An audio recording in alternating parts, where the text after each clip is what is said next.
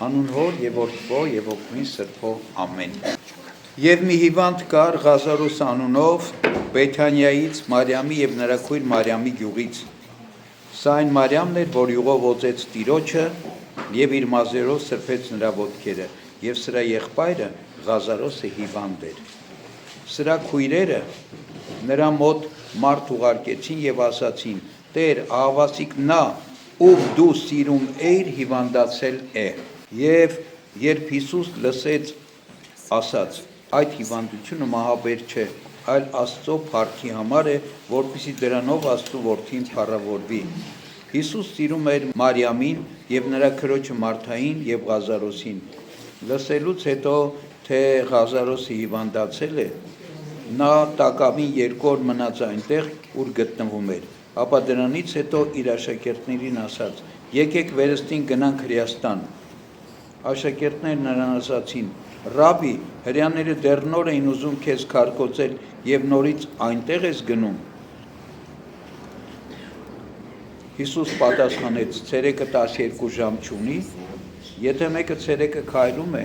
չի սայթաքում, որովհետեւ այս աշխարհի լույսը տեսնում է, իսկ եթե մեկը գիշերն է քայլում, սայթաքում է, որովհետեւ հետը լույս չունի։ Այս բաները ասելուց հետո նորից ասաց նրանց. մեր բարեկամ Ղազարոսը ննջել է, սակայն ես գնում եմ նրան արթնացնեմ։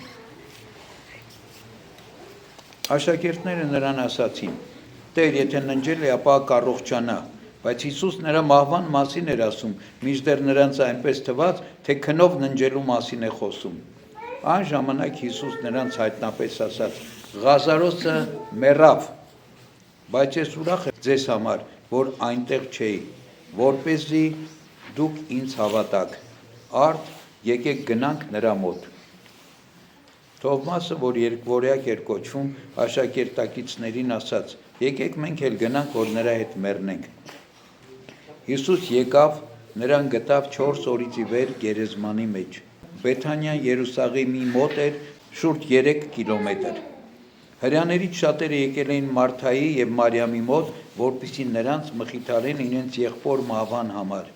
Երբ Մարթան լսեց, որ Հիսուս գալիս է, նրան ընդառաջ գնաց։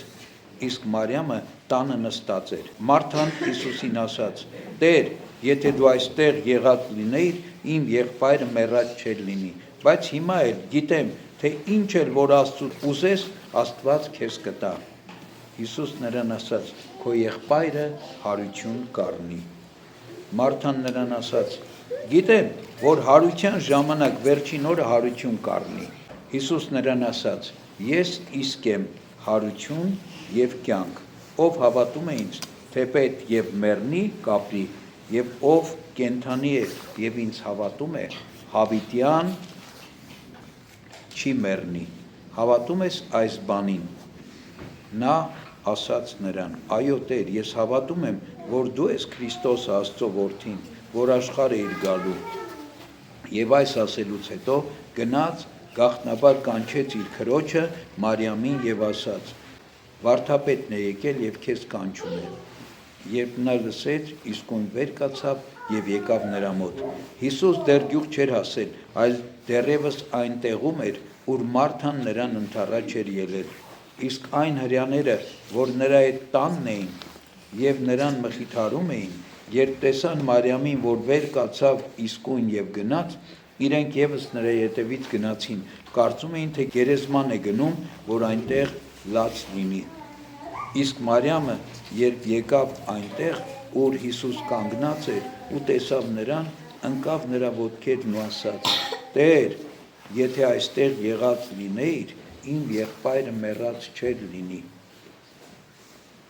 Երբ Հիսուս տեսավ, որ նա լալիս է,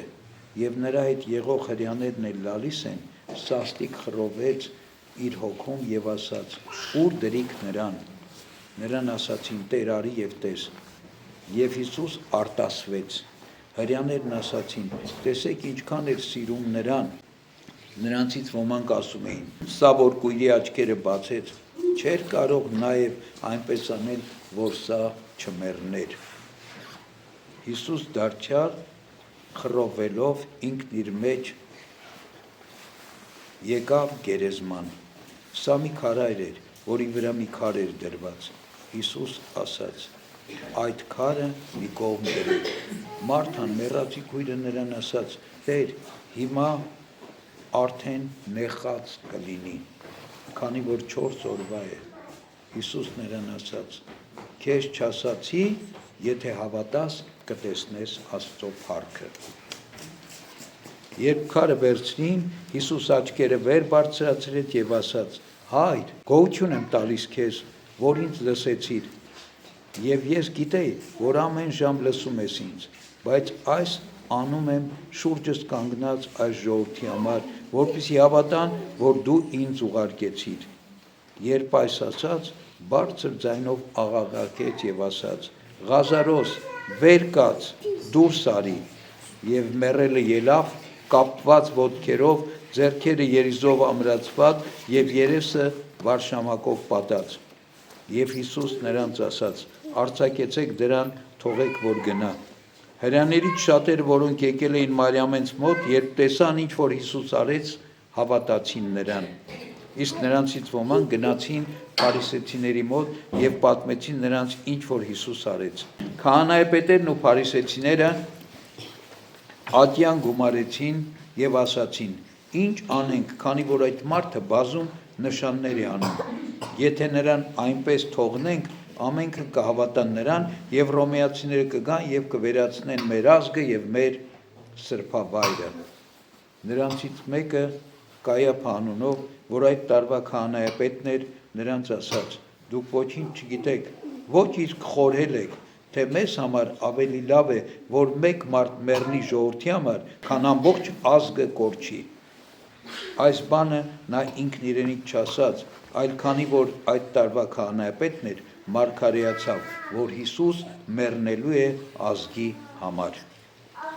Եվ ոչ միայն ազգի, այլև որպեսզի նաև Աստծո ցրված որդիներին իմի հավաքի։ Ապա այն օրվանից խորհուրդ արին, որ նրան սպանեն։ Եվ Հիսուս այնուհետև այլևս համարձակ չէր շրջում հրեաների մեջ, այլ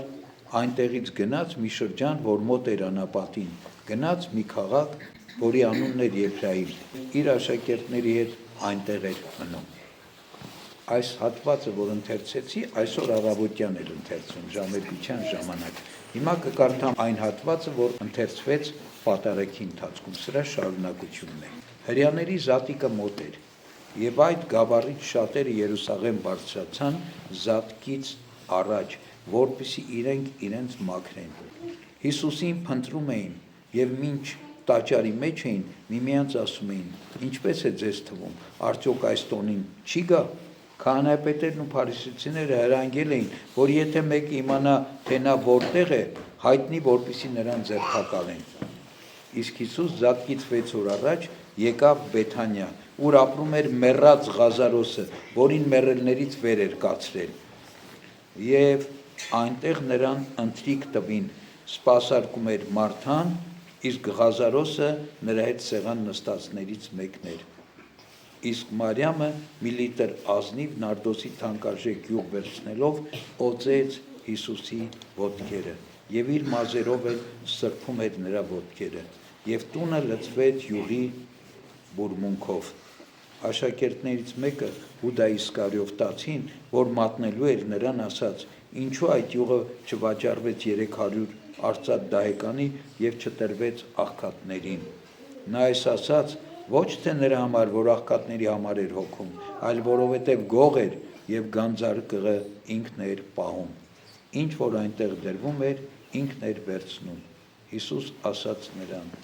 թույլ տվեք նրան, որպեսզի իմ թաղման օրվա համար պահի այդ։ Աղքատներին ամեն ժամ ձեզ հետ ունեք, ինձ միշտ ձեզ հետ չունեք։ Երբ հրեաներից բազում ժողովուրդ իմացավ, որ նա այնտեղ է, եկավ ոչ միայն Հիսուսի պատճառով, այլ որպեսզի տեսնի նաև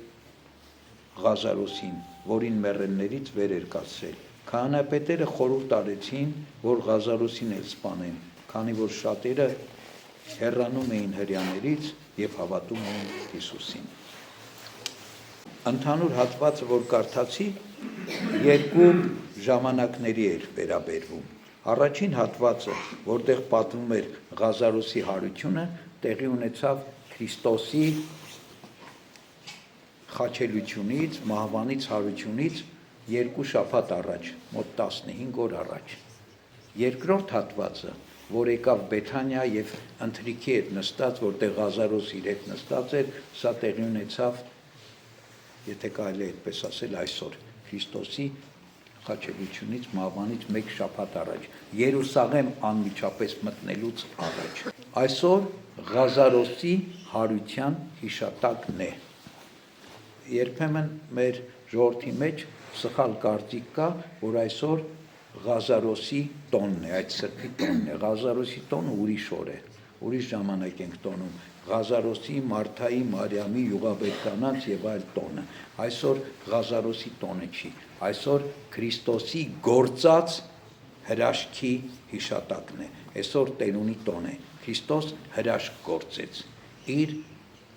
Երուսաղեմում մատնվելուց առաջ։ Երուսաղեմ մտնելուց 1 շաբաթ առաջ 4 օրվա մեռած Ղազարոսին հարություն տվեց մեռելներից։ Քրիստոս էլի մարդկանց էր հարություն տվել, բայց նրանք նոր էին մահացել։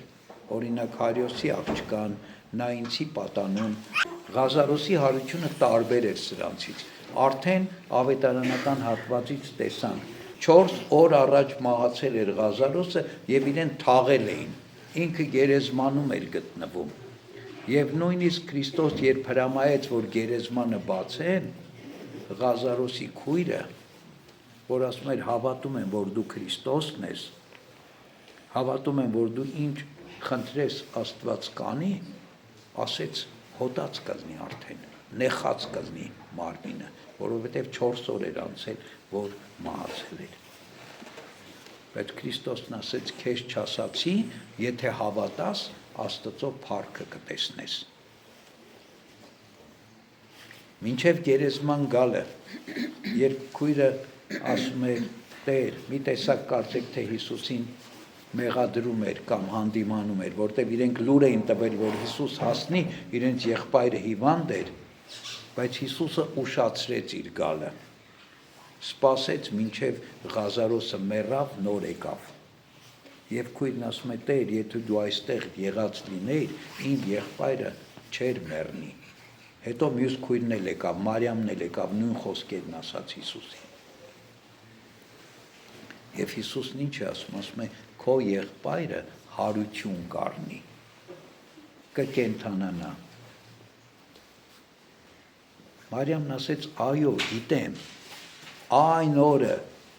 երբ մեռելները հարություն առնեն, իմ եղբայրը հարություն կառնի։ Մարթանի նկատի ուներ համընդհանուր հարությունը, երբ որ բոլոր մեռելները հարություն պիտի առնեն եւ Աստծո դատաստանը պիտի լինի, բայց Հիսուս ուրիշ բանի մասին էր խոսում։ Եվ Հիսուս մի խոսք ասաց, ես եմ հարությունը եւ կյանքը։ Ով հավատում է ինձ, թեև մեռնի, հարություն կառնի, իսկ ով կենդանի է եւ ինձ հավատում է, հավիտյան չի մեռնի։ Այսինքն, այս խոսքերով Հիսուսն ասում էր, որ կյանքը եւ մահը իմ ձեռքի մեջ է։ Ես եմ հարությունը եւ կյանքը։ Եվ Քրիստոս սրա համար էր աշխարհ եկել։ Ինքը այս խոսքերով իր ամբողջ աշխարհ գալու խորհուրդը, իմաստը, նպատակն է հայտնում։ Ես եկել եմ, որպեսզի կյանք եւ հարություն տամ։ Ուրիշ տեղ էլ ավետարանում Քրիստոսն ասում է, ես եկա, որպեսզի դուք կյանք ունենաք եւ առավել եւս կյանք ունենաք։ Այս չի նշանակում, որ ես եկա, որ դուք ֆիզիկապես կամ կենսաբանորեն ապրեք, այլ ուրիշ բան ասում, որ ձեր կյանքը իմաստ ունենա։ Այն բարձր իմաստի մեջ ապրեք, ինչի համար Աստված ձեզ կոչել է եւ Աստված ձեզ մարդ է կոչել։ Աստված ձեզ չի կոչել կենդանի արարած, Աստված ձեզ չի կոչել շնչավոր, անասուն, այսինքն չխոսող, այլ Աստված ձեզ կոչել է բանական, իր պատկերով եւ իր նմանությամբ։ Ես եկել եմ, որ ձեր մեջ այդ կյանքը վերականգնեմ, այլ ոչ թե դուք ապրեք կենդանու նման, դուք ապրեք ստամոքսի համար, մարմնի համար, նյութի համար, չիմանալով թե ինչի, այլ այն վեհ կոչումի մեջ, որ կոչվում է մարդ։ Քրիստոս, երբ որ Պիղատոսի առջև էր, երբ որ Քրիստոսին դատում էին, պիտի խաչեին,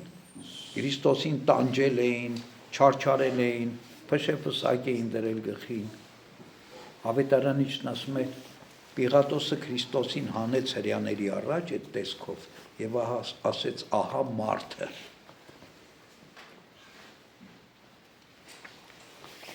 Իմացավ թե չիմացավ, բայց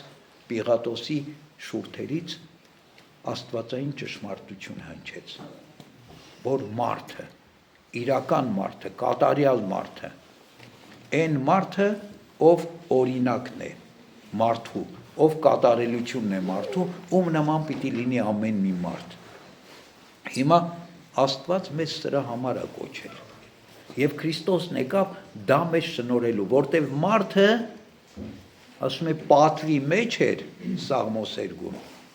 այսինքն աստվածային փառքի ու պատվի մեջ էր դրախտում, բայց չիմացավ, ընկավ եւ հավասարվեց անբան անասուններին։ Մարդը սկսեց ապրել մենակ մարմնավոր նյութական կյանքով։ Մոռացավ, թե ինքը Աստծո պատկերն էր, Աստծո նմանությունն էր, Աստծո որդի էր, եւ Քրիստոսն եկել էր սրա մեջ մարդուն հաստատելու համար։ Եկել էր, որպեսզի մենք կյանք ունենանք։ Այն կյանքը, ինչ արժան է, որ մարդը ապրի, այլ ոչ թե ուղղակի կենսաբանական կյանք ապրել,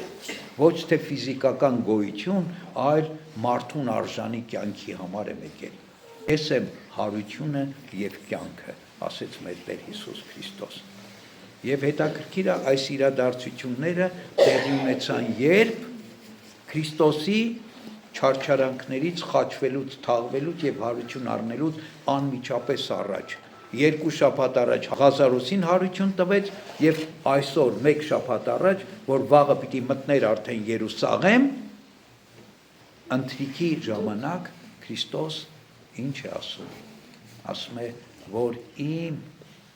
առաքելությունը իմ մահով պիտի իրականանա, որտեղ երբ Մարիամը յուղով օծեց Քրիստոսի ոտքերը եւ իր մազերով սրբում էր, Հուդան նեղվեց, ասեց, ինչի է թանկարժեք յուղը իզուր տեղը կորավ, կարող ենք դա թանկ գնով վաճառել եւ աղքատներին ողորմություն անել։ Եվ Քրիստոսն ինչ է ասում։ Ասում է, մի նեղեք կնոջը, որովհետև իմ թաղումից առաջ իմ մարմինը օծեց, այսինքն Քրիստոս դեռ 1 շաբաթ առաջ խոսում էր իր թաղման մասին, որ իր մարմինը օծվեց, այսինքն իր գործը, իր փրկagorցությունը պիտի տեղի ունենար իր մահվան միջոցով։ Քրիստոս իր մահով պիտի հաղթեր մահվանը եւ իր հարությամբ կյանք պիտի պատճառեր ամբողջ աշխարհին։ Եվ այս ընթացքն էր, այս ընթացքի նախընթաց շրջանն էր։ Քրիստոս մտնում էր Երուսաղեմ, որ այդ վերջի ընթացքը ապրեր, այսինքն վերջի ավակ շաբաթվա իրողությունները տեղ ունենային։ 3 մեծ պահքի 40-րդ օրն էր, 40-օրյա պահք 3 վերջացավ։ Մտնում ենք ավակ շաբաթվա մեջ։ Ավակ շաբաթը Քրիստոսի կյանքի վերջին շաբաթն է եւ կոչվում է ավակ, որովհետեւ ամենակարևոր շաբաթն է աշխարհի կյանքի։ Այս շաբաթվա ընթացքում տեղի ունեցավ փրկagorցությունը։ Այս շաբաթվա ընթացքում Քրիստոս մատնվեց մեր մեղքերի համար։ Քրիստոս չարչարվեց մեր մեղքերի համար։ Քրիստոս խաչվեց մեր մեղքերի համար։ Քրիստոս մեռավ մեր մեղքերի համար։ Քրիստոս գերեզման մտավ մեր մեղքերի համար եւ Քրիստոս հարություն առավ մեր փրկության համար։ Այս շաբաթը այս շաբաթն է։ Եվ այս շաբաթը սկսում է այս 2 օրով, Ղազարոսի հարության հիշատակով եւ ծաղկազարդով Քրիստոսի հաղթական մուտքը Երուսաղեմ։ Ուրեմն Քրիստոս Ղազարոսին հարություն տալով մի բան փաստեց, ասում է 4 օրյա մեռելին, նեխած, հոտած մեռելին հարություն տալով, փաստեց, որ ինքը եկել է մեր 4 տարերից բաղկացած բնությունը, հա, իսկ մարդը բաղկացած է 4 տարերից, հողից, ջրից, կրակից եւ օդից։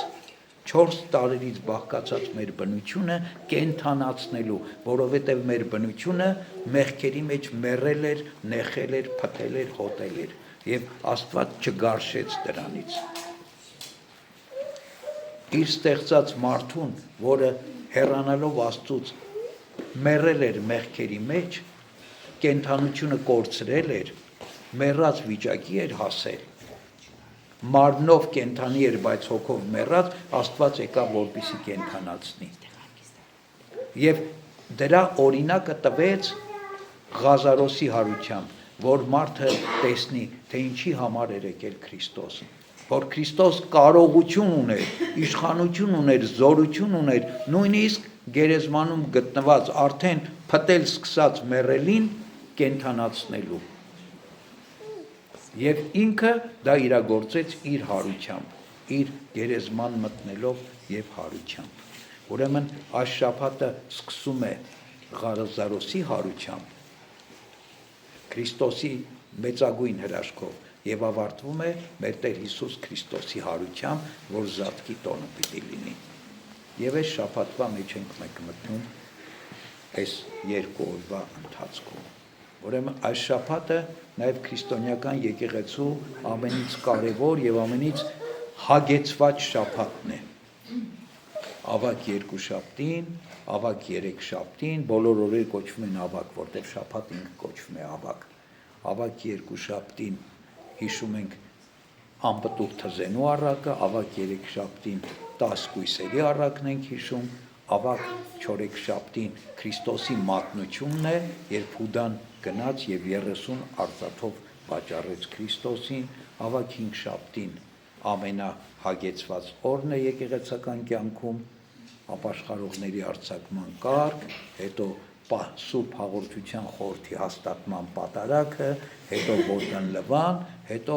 Քրիստոսի չարչարանքները, որ ասում ենք խավարում երեկոյան, այսինքն առավոտ շատ վաղ, առավոտ 7-ից սկսում է եկեղեցական կարգերը այդ օրը գրեթե անդադար մինչև երեկոյան ժամը 10 կամ մի քիչ ավելի կարող է լինել։ Ավակ ուրբաթը արդեն Քրիստոսի խաչելության կարգն է կատարվում առավոտ, որտեղ ուրբաթ օրը Քրիստոսին չարչարելուց հետո Քրիստոսին խաչեցին առավոտյան ուրբաթ, երեկոյան Քրիստոսի թաղման կարգն է կատարվում, որտեղ Քրիստոս խաչի վրա մեռավ, խաչից իջեցրին թաղման կարգը